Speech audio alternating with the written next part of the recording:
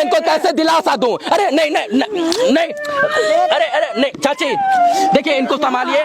मैं आप मेरी माता 5 गोली मारी, कनपट्टी पर, सीना पर, पीठ पर, सर पे और छाती पर। दुनिया से गए हैं, मेरे लिए नहीं गए हैं। पापा दुनिया में सबसे ज्यादा मुझसे प्यार करते थे। मैं आपके लिए आवाज उठाऊंगा और आपके लिए, और मैं जब IAS ऑफिसर बनूंगी तो मैं यहाँ पे जितने लोग हैं उनके दीवार मेरे पापा थे। हाँ। मैं बनूंगी, उनकी दीवार आप बनेंगी। हाँ। ये IAS बन के बदला लीजिएगा आप। बिल्कुल। हैं? हाँ। और जब ईमानदार पत्रकार की माँ ऐसे रोएगी तो कौन सी माँ अपने बेटे को पत्रकार बनने के लिए भेजेगी? भाई जरा बताइए, हमारी भी माँ है। जमुई के सिमुल तल्ला में एक और पत्रकार की हत्या हो गई है। जी हाँ, प्रभात खबर के पत्रकार गोकुल को बदमाशों ने दिन दिहाड़े 10 बजे सुबह गोली मारकर मौत के घाट उतार दिया और किसी नेता, मंत्री, विधायक का आज तक ट्वीट नहीं आया। और चिराग पासवान जी जो यहाँ के सांसद हैं, उन्होंने अभी तक पीड़ित परिवार से बात तक नहीं किया। तो क्या समझे? दुर्भाग्य इस देश का और दुर्भाग्य पत्रकार समाज का कि जिसका मन करे, जिस अपराधी का मन करे, वो जब चाहे, जहां चाहे, जब दिन और दिहाड़े चाहे गोली मारकर हत्या कर दे।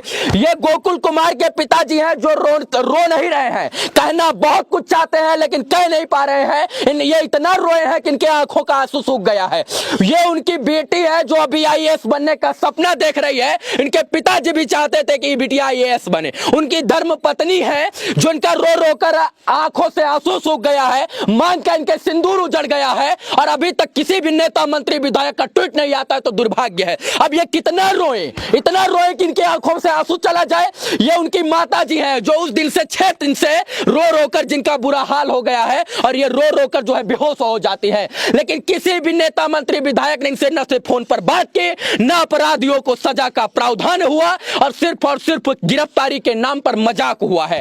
कल को DM और SSP साहब इनके घर में आकर दिन दिहाड़े इनके घर वाले लोगों को ठोक जाए, कोई AK-47 से दाग जाए, तो क्या जवाब दीजिएगा? इनको कौन सा सिक्योरिटी आप मुहैया करवाए हैं? और जिस ईमानदार की, पत्रकार की मैं बात कर रहा हूं, वो इन लोगों की आवाज थे। ये जितने भी लोग आपको दिख रहे हैं ना यहाँ पर, ये सब लोगों की आवाज एक ईमानदार पत्रकार थे और ईमानदार थे, इसीलिए उनको गोली मार दिया गया। उनकी बेटी है, क्या नाम हुआ आपका? विद्या विनयम। विद्या विनयम।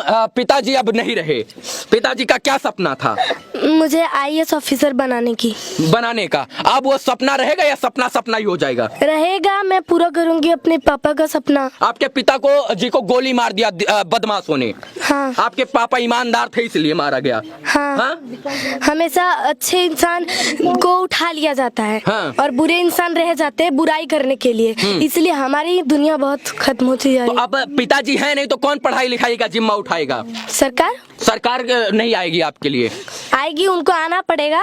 वो उठाएगी। मेरा पालन पोषण कैसे होगा, मेरा घर कैसे चलेगा, वो सरकार जानती है, मैं कुछ नहीं जानती हूँ। कितने बजे आपके पिताजी को गोली मारी गई? 10-10:30 बजे। दिन दिहाड़े? हाँ। क्यों मारी गई? क्योंकि आपके पिताजी ईमानदार थे। हाँ। राष्ट्रभक्त थे। हाँ। सच्चाई के साथ खड़े होते थे। हाँ। अच्छा को अच्छा कहते थे, बुरा को बुरा कहते थे, अपराधियों को गलत कहते थे, अपराधियों के घर में घुसकर खबर लिखते थे, इसलिए मारा गया क्या? हाँ। क्या कीजिएगा अब तो उम्मीद है कि न्याय मिलेगा? मिलेगा। कब मिलेगा? मिल जाएगा। काम चल रहा है। हाँ। उन लोगों का, उन्होंने कहा है कि काम होने दीजिए अच्छे इस से। बिटिया को पता है, इसको लोकतंत्र और समाज तंत्र पे विश्वास है, इसलिए करे। लेकिन मुझे इस लोकतंत्र पे विश्वास नहीं है DM साहब। नेताजी, मुझे आपके लोकतंत्र पे विश्वास नहीं है, इसलिए मैं दावे के साथ कह सकता हूं कि पत्रकार की हत्या के बाद पत्रकार को न्याय नहीं मिलेगा। और ये बिटिया को उम्मीद है कम से कम इस बिटिया के सपनों पर तो खरा उतरिए ना DM साहब। बताइए कि जो है पिताजी अब नहीं रहे, माताजी रो रही हैं, सबका बुरा हाल है, अब क्या होगा? क्या होगा? अब सरकार पे निर्भर है। सब सरकार करेगी, मेरा पालन पोषण करे तो बहुत अच्छी बात है। मेरे पढ़ाई लिखाई क्योंकि मैं ही हूँ। अब अगर वो मेरी पढ़ाई लिखाई का पूरा खर्चा उठाए ना, और मैं जब IAS ऑफिसर बनूंगी तो मैं यहाँ पे जितने लोग हैं उनके दीवार मेरे पापा थे। हाँ। मैं बनूंगी, उनकी दीवार आप बनेंगे। हाँ। ये सब लोग जो जितने लोग हैं ये आपके पिताजी के ऊपर भरोसा करते थे कि गोकुल कुमार जी हमें न्याय दिलाएंगे। हाँ। हाँ?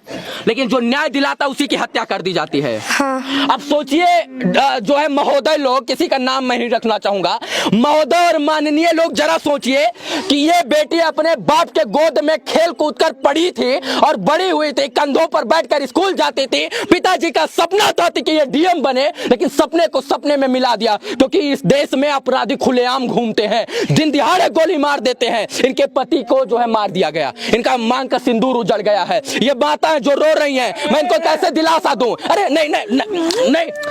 अरे नहीं चाची, देखिए इनको संभालिए।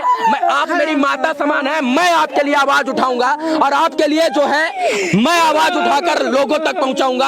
आप रोइए मत, आप रोइए मत। ये ईमानदार पत्रकार की माँ है, और जब ईमानदार पत्रकार की माँ ऐसे रोएगी तो कौन सी माँ अपने बेटे को पत्रकार बनने के लिए भेजेगी? भाई जरा बताइए, हमारी भी माँ है, हमें भी पत्रकारिता के लिए भेजा गया है, हमें भी ऐसे गोली मारा जाएगा तो किसका भरोसा रहेगा? जरा बताइए ना डीएम साहब। दिन दिहाड़े अपराधी 10 बजे गोली मार देते हैं और किसी का जमीर नहीं जिंदा होता है और सबका जमीर मर जाता है, और कोई मेन स्ट्रीम मीडिया का पत्रकार जो है खबर नहीं चलाता है, तो दुर्भाग्य ना इस देश का। इस माँ को मैं क्या बोलूं, मैं क्या दिलासा दूं कि तुम्हारे बेटे को मैं वापस लेके आऊंगा? मेरे अंदर इतनी पावर नहीं है, लेकिन मेरे अंदर इतनी पावर है कि मैं माइक खोस कर इनके लिए इंसाफ दिला सकता हूं। आप मेरी आवाज बनिए, इस माता के लिए आप आवाज बनिए, इस माता को जो इंसाफ दिलाने का आप लोग प्रयास कीजिए।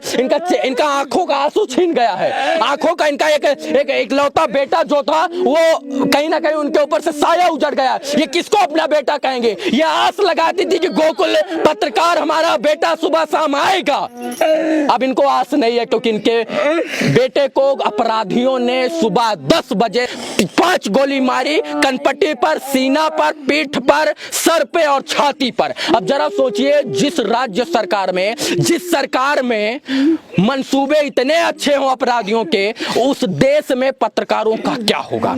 आज वो मारा गए हैं, कल हम भी मारा जाएंगे, परसों सभी मारे जाइएगा, जब तक आप आवाज नहीं उठाइएगा। जो है क्या बात करूं मैं इनसे? बताइए ना, आप ही लोग बताइए, क्या पूछूं कि इनका पति मर गया है, इनके पति को मार दिया गया है, क्या पूछूं इनसे?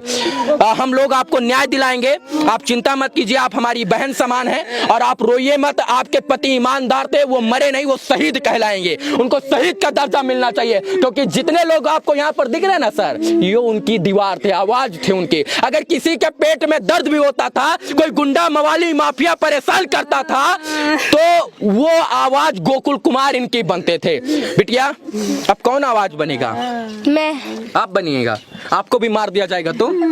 मुझे नहीं मार सकते वो लोग। क्यों? पता नहीं, क्योंकि मेरे पापा मेरा हमेशा रक्षा करेंगे। वो अगर नहीं गए, वो दुनिया से गए हैं, मेरे लिए नहीं गए हैं। पापा दुनिया में सबसे ज्यादा मुझसे प्यार करते थे, और मेरे पापा मुझसे इतना प्यार करते हैं कि वो जिंदगी भर मेरे साथ रहेंगे। आईएएस बन के बदला लीजिएगा आप? बिल्कुल।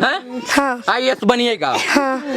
कम से कम इसके पढ़ाई का खर्चा उठा लीजिए ना नेता लोग, पढ़ाई का खर्चा उठा लीजिए, घर देख लीजिए, घर किस प्रकार से घर ही बनवा दीजिए, कोई मुआवजा ही दे दीजिए, इस बच्ची का पढ़ाई का जिम्मा लेकर सरकारी नौकरी का सांत्वना दे दीजिए। बगल में ये आवासीय सिमुलतल्ला विद्यालय है, और ये भाई हैं, इन्होंने अपना भाई खोया है। यहाँ लोकल नेता लोग क्या आवाज उठाएंगे? यहाँ लोकल नेता लोग साइड से बोल रहे हैं कि जो 3 जना जो गए हैं जेल, उसको तो चुटकी में निकाल देंगे, चुटकी में निकालेंगे, पैसा जितना लगेगा उतना दे के। लोकल नेता लोग, यहाँ का लोकल सिमुलतल्ला का मेरा लोकल नेता लोग बोल रहे हैं कि उसको 1 महीना में निकाल देंगे। गोकुल का हत्या चुटकी में निकाल देंगे, वो क्रिमिनल था। अब सोचिए कि बिहार में पिछले 3-4 महीनों में 4 से 5 पत्रकारों की मौत हो गई है, तो कौन अपनी लेखनी से और कौन अपनी कलम से अच्छी खबर लिखेगा? चाचा ये बताइए, नहीं कर सकता है। बेटा खो दिया है आपने, हमारा बेटा चला गया। अब ये बताइए, ये भी आपका बेटा, ये भी कह रहे हम न्याय के लिए लड़ेंगे, और ये नातनी है, पोती है, अगर इसको भी मार दिया जाएगा तब क्या कीजिएगा? मार सकते हैं लोग कि नहीं? हाँ, लोग चाहेंगे तो आराम से मार सकते हैं लोग, लेकिन सरकार अगर इस पर निगरानी अगर उम्मीद है सरकार से। हाँ, उम्मीद है सरकार से, अगर निगरानी दिया तो हम रक्षा रहेंगे। ये बुजुर्ग हो गए हैं, और इनको उम्मीद था कि हमारे बुजुर्गी के समय में, हमारे वृद्धा काल में जो है, हमारा बेटा, हमारा कंधा, हमारी रीढ़ की हड्डी बनकर सामने आएगा। और सबसे बड़ी बात यह कि अभी तक इनको सुरक्षा नहीं मिली है। इनको यह कहा गया कि अगर आप आगे जाइएगा तो जो है कहीं ना कहीं आपको भी जान से मार दिया जाएगा, आपके भी सीने में गोली मारा जाएगा। मैं इतना चाहता हूं, तमाम पत्रकारों से हाथ जोड़कर निवेदन करना चाहता हूं, मेरे लिए नहीं, मैं आपका कंपटीटर हूं, मेरे लिए नहीं, इन माता पिता और इन माँ के लिए, इस बेटी के लिए कम से कम एक खबर चला दीजिए, सिर्फ एक खबर, इस बेटे के लिए एक खबर चला दीजिए और मैं मान जाऊंगा कि आपकी मानवता जिंदा है। जो सोनुआ के यहाँ पत्रकार जो लाइन लगाते थे, जो आरती छोटू के यहाँ लाइन लगाते थे, जो सीमा वायरल होने के बाद जमुई में लाइन लगाते थे, उन्हीं पत्रकारों से निवेदन है कि सिमुल तल्ला के इस पत्रकार के लिए आवाज उठाइए, नहीं तो माफिया का, गुंडा का, मवाली का, आतंकवादी का कोई जाति धर्म मजहब नहीं होता है। कल गोकुल जी मारे गए हैं, कल को हम मारे जाएंगे, परसों आप मारा जाइएगा, तो कोई आवाज उठाने वाला पैदा नहीं होगा। चाची धमकी आ रही है क्या? हाँ बाबू, धमकी देव करो, एक महीना में छुड़ाएल बे साहब के, 1 महीना में छुड़ा लेंगे, ऐसी धमकी आ रही है यार, मारबो बोल 3 गोटा के। हाँ। अच्छा चाची, जो है बेटा आपके बड़े ईमानदार थे। हाँ बाबू भाई, इस मर्दन को बाबू आप लोगों का यही एक उम्मीद और चिराग थे। हाँ चाची। हाँ बाबू, सब छोट सब ओकरे पर चले छलती हो बाबू, 4 गो छलो, 4 गो बड़ा छलो बे। जिस दिन मेन स्ट्रीम मीडिया सब उनके पर चलिए बाबू, सबको जितना परिवार उतना सब उनके पर चलिए बाबू।